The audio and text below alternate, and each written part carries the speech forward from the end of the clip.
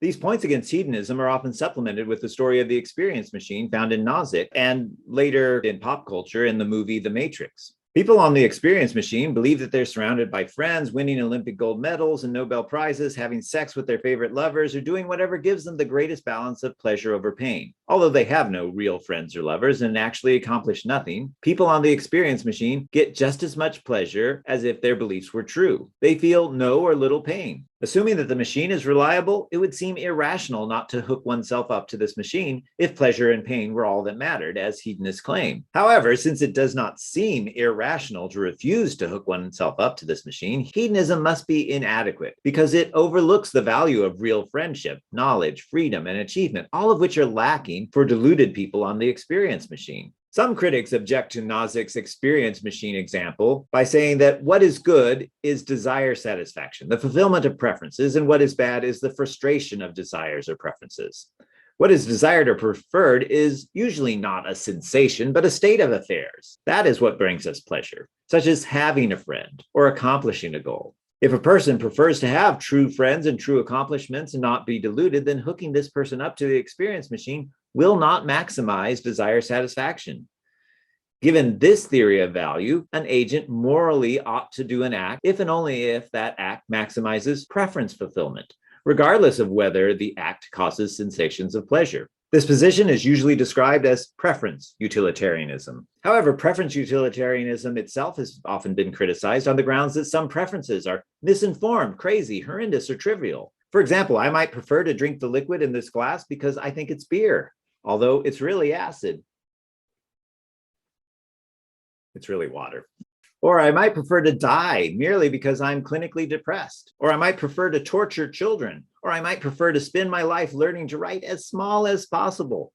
In all such cases, opponents of preference utilitarianism deny that what I prefer is really good. Preference utilitarianism, however, responds by limiting the preferences that make something good, such as referring to informed desires that do not disappear after therapy. However, it's not clear that such qualifications can solve all the problems for a preference theory of value without a circular logic dependent on substantive assumptions about which preferences are for good things. Unlike hedonism with pleasure, many consequentialists deny that all values can be reduced to any single ground, such as pleasure or desire satisfaction. Instead, they have a pluralistic theory of value or utility. More's ideal utilitarianism, for example, takes into account the values of beauty and truth, in other words, knowledge, in addition to pleasure. Other consequentialists add the intrinsic values of friendship and love, of freedom and ability, life and virtue to the list.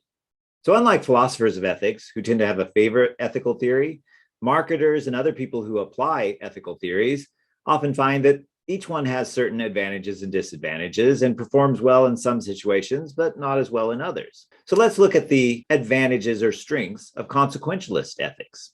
First of all, it's objective and defensible. Consequentialist ethics are not based on social conventions or religious beliefs. The principle of utility seems benevolent and plausible, and it's not arbitrary, nor is it a subjective guide to actions and decisions. It's focused on the objective value or utility of an action or rule. Another advantage or strength of utilitarianism is universal application across ethical issues. Examining the utility of the consequences offers a unified theory that promises to answer all ethical problems in principle. Third, outcomes do matter. A decision's goodness is mattered by the utility, the pleasure, well-being, or happiness that it generates. Fourth, strict egalitarianism. Everyone counts equally. The happiness of any one person is equally important to the happiness of another. This strict egalitarianism avoids any criticism that decisions about what is ethical are arbitrary.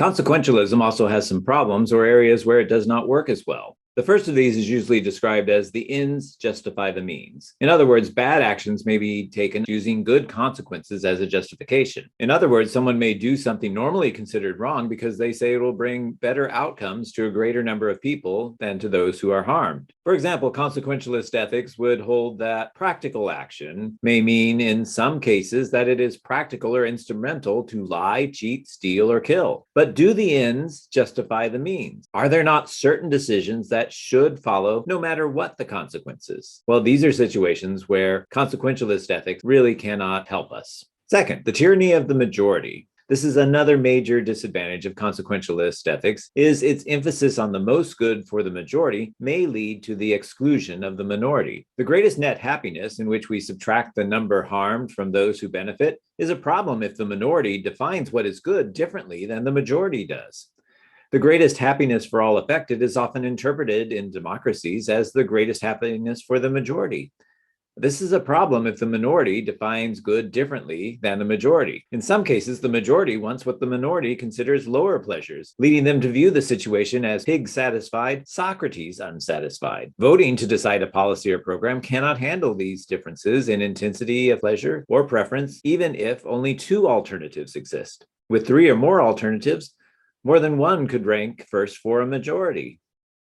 Even in rule utilitarianism, given differences in personal preference, it is doubtful that a rule could be established that would satisfy the greatest happiness principle. A third criticism of utilitarian ethics we've already talked about. It's the idea of using people. Pure consequentialist ethics would allow using some people to bring happiness to a larger number of people. As mentioned with act utilitarianism, other types of consequentialist ethics, even rule utilitarianism, have trouble finding a way to prohibit using some people in ways that would bring happiness to others. This is one reason why typically the US has defined certain basic individual rights as a limit on what policies those in power can legislate. A fourth criticism of consequentialist ethics is comparing and measuring the consequences of alternative actions is very difficult. Comparing people's levels of well-being is tricky and imprecise. How do you compare the cost to some stakeholders against the gains to others? For example, if a child safety device is installed in all cars, it will save the lives of 5 children a year in the US, but will cost every purchaser of a new car $100 more. Is it ethical to require this device? Well, most people would say yes. But what if the cost every purchaser of a new car had to pay was $10,000 more? Well, this higher cost may mean some people can no longer afford cars. Should the device still be required? Perhaps you say no to this cost. However, a parent of a child who dies because their car did not have this device may disagree. It's not just a child's life that's difficult to measure. It's also difficult to measure joy, pain, fear, worry, and many other things.